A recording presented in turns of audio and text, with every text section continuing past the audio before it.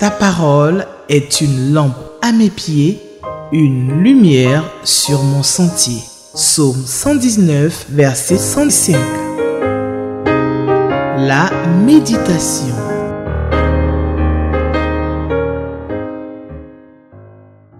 Bonjour, chers bien-aimés du Seigneur. Vous êtes des sages parce que vous connaissez Dieu et parce que vous le craignez. Vous êtes sages, vous êtes intelligents, vous êtes des savants parce que chaque jour, vous vous efforcez de réfléchir profondément sur les choses spirituelles, sur la parole de Dieu, sur les commandements de Dieu. Ce jour, bien-aimés, Dieu nous donne encore la grâce de sonder les Écritures dans le 5e chapitre de Job, afin de renouveler notre intelligence, de l'aiguiser pour connaître davantage Dieu. Les questions 1 et 7 du lecteur nous aideront dans cette réflexion. Nous prions avant de lire et méditer la parole de Dieu. Notre Dieu, notre Père, quelle grâce que tu nous donnes d'être sages et intelligents en sondant chaque jour les Écritures. Tu nous donnes de connaître ce qui est bon, ce qui est juste, ce qui honore ton nom. Maintenant que nous sommes là, dans ta présence, nous prions que ton esprit nous aide à travers cette histoire de Job, de découvrir des vérités spirituelles qui vont nous aider à vivre une vie chrétienne conforme à ta volonté. Bénis chacun de nous, bénis ta parole au nom de Jésus. Amen. Bien-aimés, nous lisons le 5e chapitre du livre de Job. Maintenant donc, appelle pour voir si quelqu'un te répond. À quel saint ange t'adresseras-tu? Car c'est l'emportement qui tue un insensé. C'est la colère qui fait périr le sot. Sans doute, j'ai vu l'insensé étendre ses racines, mais j'ai soudain maudit son lieu d'habitation. Que ses fils soient privés de tout soutien, écrasés en justice, sans personne pour les sauver. C'est qu'il a moissonné, qu'un affamé le mange, et vienne l'enlever. Jusque dans les épines, oui, que les gens avides engouffrent sa fortune. Le malheur, en effet, ne sort pas de la terre, et la misère ne gemme pas du sol. Car l'homme naît pour la souffrance, comme les étincelles s'élèvent pour voler. Pour moi, j'aurai recours à Dieu. Oui, c'est à Dieu que je présenterai ma cause. Il fait de grandes choses qu'on ne saurait comprendre, et des prodiges innombrables. C'est lui qui fait tomber la pluie sur la surface de la terre et qui répand les eaux à travers les campagnes. Verset 11. Ceux qui sont abaissés bien haut, il les élève. Ceux qui sont affligés trouvent la délivrance. Il déjoue les intrigues les plus rusées et leur main ne peut achever ce qu'elle a commencé. Il attrape les sages au pied de leur propre ruse et les projets les plus perfides et les prend de vitesse. En plein jour, il rencontre de profondes ténèbres. À midi, il tâtonne comme à la nuit tombée. Il arrache le pauvre de l'épée de leur bouche. Il sauve l'indigent de la main du puissant. Ainsi, le miséreux a de quoi espérer et la perversité a la bouche fermée. Ah, certes, bienheureux celui que Dieu corrige, qui n'a pas de mépris pour les leçons du Tout-Puissant. Car Dieu inflige la blessure, mais il la pense aussi. Et même s'il meurtrit, sa main guérit ensuite. 6 fois dans la détresse, il te délivrera. Dans cette calamité, le mal t'épargnera. Au temps de la famine, il te gardera de la mort. Au milieu du combat, il te préservera du glaive. Verset 21. Tu seras à l'abri du fouet de la langue et tu ne craindras pas le désastre à venir. Tu pourras te moquer de la dévastation comme de la disette et tu n'auras pas peur des animaux sauvages. Un pacte te liera au pied de la terre et quant aux animaux sauvages, ils seront en paix avec toi. Tu verras le bonheur régner dans ta demeure quand tu visiteras tes troupeaux au bercail. Rien n'y fera défaut. Tu pourras constater combien ta descendance sera nombreuse et ta progéniture poussera comme l'herbe. Tu entreras dans le sépulcre, dans la mûre vieillesse, comme un tas de gerbes qu'on dresse à la saison voulue. Oui, nous l'avons examiné. Cela est bien ainsi. Écoute donc ces choses et fais-en ton profit. Question numéro 1. De quoi ou de qui parlent ces versets? De quoi parlent ces versets? Les versets 1 à 7 parlent des caractéristiques de l'homme stupide. Une humeur maussade, une colère destructrice, des malheurs et de la misère qui s'abattent sur sa maison, du tribunal où personne ne vient le soutenir comme défenseur, de ses récoltes, de ses richesses qui sont dilapidées, des buissons d'épines, des étincelles qui jaillissent en l'air, de l'aveuglement des faux, de leur tâtonnement en plein jour, à midi et la nuit. Versets 8 à 26. Ce texte parle aussi des actions magnifiques, merveilleuses, extraordinaires, des actions incompréhensibles de Dieu en faveur de l'homme qui place sa confiance en lui, du recours à Dieu, de son secours, de la pluie, de l'eau, du ciel, sur la terre, dans les champs, pour les faire féconder, le don de sa joie dans les moments de deuil, l'anéantissement des projets des gens faux, des conseillers tordus, de la fermeture de leur bouche, du salut, de la délivrance que Dieu accorde à l'homme découragé, abattu, aux pauvres, de l'espérance en Dieu pour les malheureux, du bonheur qu'il leur accorde, de la correction de Dieu, de ses leçons, de ses enseignements, de ses blessures et de ses empansements, de ses guérisons, de sa protection contre les malheurs, la famine, la mort, des temps de guerre, de conflits, des bêtes sauvages, des pierres de champs, la protection de Dieu pour les troupeaux, les animaux, la croissance, les progrès que Dieu accorde à sa descendance, ses enfants et ses petits-enfants. De qui parlent ces versets? Des anges qui ne sont d'aucun secours au jour du malheur, des insensés, des sots, des fils et des petits-fils, de descendance, des progénitures, des défenseurs au tribunal, des affamés, des gens vides, l'homme qui est né pour souffrir, des affligés et des gens humiliés, abaissés, des indigents et des miséreux, des ruses et des faux sages, de l'homme qui accepte la correction de Dieu. Ces versets parlent de Dieu, son secours à l'homme, du Dieu puissant qui élève, qui délivre, qui déjoue les intrigues des méchants, le Dieu qui confond les soi-disant sages, qui redresse, qui corrige et qui donne des leçons, qui blesse et qui guérit, qui combat pour ceux qui placent leur confiance en lui et qui les protège jusqu'à la vieillesse, du Dieu qui bénit et qui fait croître. Question numéro 2. Quelles sont les vérités spirituelles que nous pouvons tirer de ce texte? Il n'y a pas de secours. Il n'y a pas de solution en dehors de Dieu. Verset 1, verset 18. Sans Dieu, l'homme ne peut rien faire. Jean 15, verset 5. Le nom de l'Éternel est une tour forte. Le juste s'y réfugie et se retrouve en sécurité. Proverbe 18, verset 10. Ceux qui se confient en l'Éternel renouvellent leur force. Ésaïe 40, verset 31.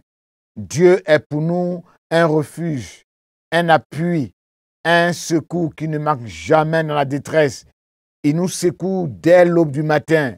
Psaume 46, versets 2 à 5. Ceux qui se confient en l'Éternel sont comme la montagne de Sion. Elle ne chancelle point, elle est affermée pour toujours. Psaume 125, verset 1. La colère est la source de beaucoup de dégâts, de destruction, de conflits, de divisions dans les maisons, dans les églises, dans les services, dans les nations. Verset 2. En effet, celui qui se met en colère facilement fait des bêtises, fait des sottises. Proverbe 14, verset 17. La colère est assimilée à la folie. Proverbe 14, verset 29. Proverbe 20, verset 3. La colère donne accès au diable et ouvre la porte de nos cœurs aux œuvres démoniaques. Éphésiens 4, verset 26 à 27. La colère est la manifestation d'un manque de sagesse. Proverbe 19, verset 11. Quelqu'un de coléré provoque des disputes, des querelles et fait beaucoup de péchés, beaucoup de dégâts. Proverbe 22, verset 22. En effet, le malheur ne sort pas de la terre. La misère ne pousse pas sur le sol. Mais l'être humain est la cause de sa propre misère. Verset 6, notre texte. L'homme récolte toujours ce qu'il sème, en bien ou en mal. L'homme est la source de ses propres problèmes. C'est de son cœur que sortent les mauvaises pensées qui, si elles sont réalisées, mises en œuvre, deviennent des poisons pour sa vie, une carie dans ses dents et détruisent ses relations avec les autres, avec sa famille et le rendent malheureux, misérable. C'est du cœur du peuple de Dieu qu'est sortie l'idée d'adorer le veau d'or. Le peuple l'a fait et leurs cadavres ont jonché le désert. 1 Corinthiens 10. C'est du cœur d'Akan et du couple Ananias et Saphira qu'est née l'idée de voler, ce qui est interdit par Dieu.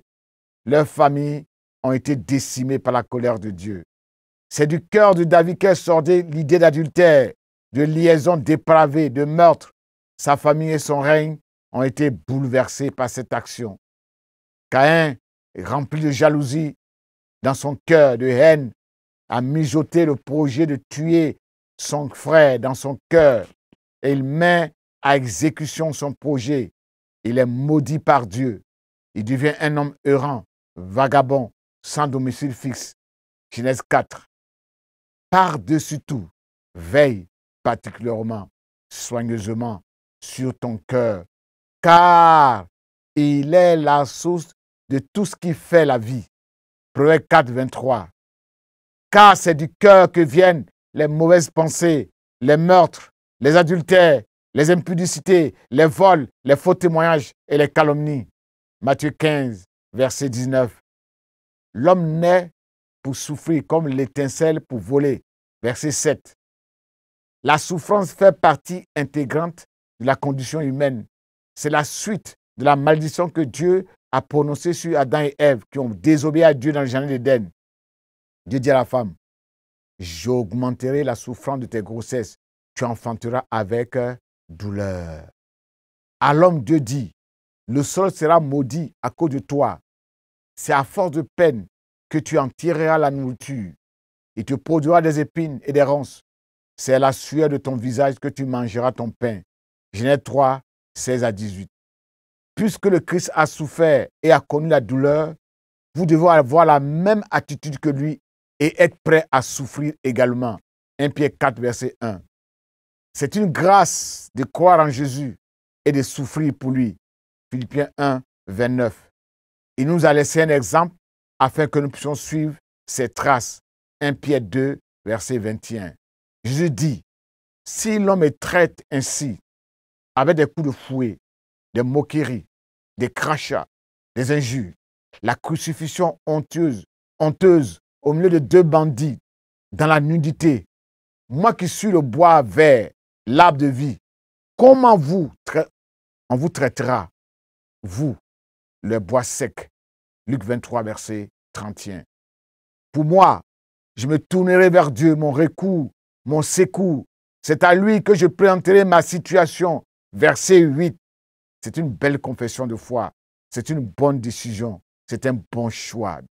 David disait, moi, je me suis tourné vers l'Éternel et il m'a répondu. Oui, il m'a délivré de toutes mes frayeurs. Qui regarde vers lui est rayonnant de joie et jamais son visage ne rougira de honte. Un malheureux a appelé et l'Éternel a entendu, car il a délivré de toutes ses détresses. Psaume 34, 5 à 7. Voici, l'œil de l'Éternel est sur ceux qui le craignent, sur ceux qui espèrent en sa bonté, afin d'arracher leur âme à la mort et de les faire vivre au milieu de la famine. Psaume 33, verset 18. Josaphat aussi le reconnaît et il confesse cela devant Dieu. Et nous sommes sans force devant cette grande multitude d'armées. Nous savons que faire, mais nos yeux sont sur toi. 2 Chroniques 20, verset 12. Mais moi, je regarderai vers l'Éternel. Je mettrai mon espérance dans le Dieu de mon salut. Mon Dieu m'exaucera. Michée 7, 7. Ceux qui comptent sur l'Éternel renouvellent leur force. Ils prennent leur envol comme les aigles. Ils courent sans s'épuiser. Ils marchent sans se fatiguer. Ésaïe 40, 31. Dieu anéantit les projets des hommes rusés. Il prend les sages dans leur propre ruse. Il renverse leurs desseins, leurs projets. Versets 12 à 13. Jacob dit, j'ai servi votre père avec loyauté et votre père s'est réjoui de moi. Il a changé 10 fois mon salaire par la ruse. Mais Dieu a pris à votre père son troupeau et il me l'a donné. Dieu n'a pas permis qu'il me renvoie à vide. Il a vu ma souffrance et le travail de mes mains et il a prononcé son jugement. Genèse 31. Amen avait un plan diabolique pour anéantir Mardoché, son ennemi, et le peuple de Dieu au temps de la reine Esther. Mais à la fin, c'est lui qui est tombé dans son propre piège. Il a été humilié. Il a été pendu au bois qu'il avait préparé pour Mardoché. Esther 6 et 7. Ce qui est considéré comme sagesse dans l'estime des gens de ce monde est folie aux yeux de Dieu. L'homme trébuche sur sa propre sagesse. 1 Corinthiens 3, verset 19. L'espérance soutient la foi du malheureux. Verset 16. Oui, ce ferme espoir d'être sauvé est pour notre âme une ancre solide et sûre qui nous redit à Dieu lui-même à travers le voile sacré des lieux, ce lieu très saint où le Christ nous a précédés, d'où il intercède pour nous en tant que grand prêtre. Hébreux 6, verset 19. Heureux l'homme que Dieu châtie. Ne méprise pas la correction du Tout-Puissant. Il fait la plaie et il abande. Il blesse et il guérit. Verset 17, verset 18. Mais si vous êtes exempt, dispensé du châtiment, des souffrances auxquelles tous sont part, vous n'êtes donc pas de la famille de Dieu. Vous êtes des enfants illégitimes et non des fils. Si nous avons respecté nos pères qui nous punissaient, ne devions-nous pas accepter autant plus joyeusement l'éducation que Dieu nous donne pour notre bien, pour nous rendre capables de participer à sa sainteté et de nous soumettre à lui? Hébreux 12, versets 7 à 10. En définitive, Dieu discipline ceux qui l'aiment. Proverbe 3, versets 11 à 12. Considère donc à la fois la sévérité de Dieu dans son rôle d'éducateur, qui corrige, qui redresse ses enfants par des blessures, des plaies, des châtiments, et sa bonté qui se manifeste dans son rôle de consolateur, qui bande les plaies, qui guérit les blessures les plus profondes. Oui, il a déchiré, mais il nous guérira. Il a frappé, il bandira nos plaies. Il nous rendra la vie dans 2 jours. Le 3e jour, il nous relèvera et nous vivrons devant lui. Osée 6, verset 12. Conformément à Deutéronome 28, 1 à 14, Dieu a ordonné à la bénédiction. Dieu a ordonné au bonheur de nous accompagner, nous les justes, dans toutes nos entreprises. Que des prodiges innombrables, inexplicables, la pluie pour les semences, l'élévation, la délivrance, la protection contre les calamités, les désastres, les guerres, un pacte de paix avec les éléments de la nature, une descendance nombreuse, heureuse, en alliance avec Dieu, une heureuse vieillesse comme courant de vie. Verset 19 à 26. Oui, c'est ce que Dieu a promis à ceux qui craignent son nom. Prions, bien-aimés. Nous te bénissons parce que tu as promis une descendance nombreuse, une heureuse vieillesse à ceux qui craignent ton nom. Tu as promis à la bénédiction de nous accompagner. Tu as promis au bonheur de nous accompagner. Tu as demandé, notre Dieu, aux anges d'être tous les jours avec nous, dans notre marche avec toi. C'est une grâce de t'appartenir. C'est une grâce de recevoir la consolation que tu nous donnes. Ce n'est pas les anges qui peuvent nous sauver. Ce n'est pas les hommes qui peuvent nous sauver. Mais nos regards sont sur toi. C'est vers toi que nous regardons. Nous comptons sur toi. Nous comptons sur tes grâces. Nous comptons sur ta fidélité. Oui, tu es fidèle dans tes promesses. Béni soit ton nom, parce que tu es tous les jours avec nous. Merci pour tous tes bienfaits. Amen. Ta parole est une lampe à mes pieds, une lumière sur mon sentier. Psaume 119, verset 105. La méditation.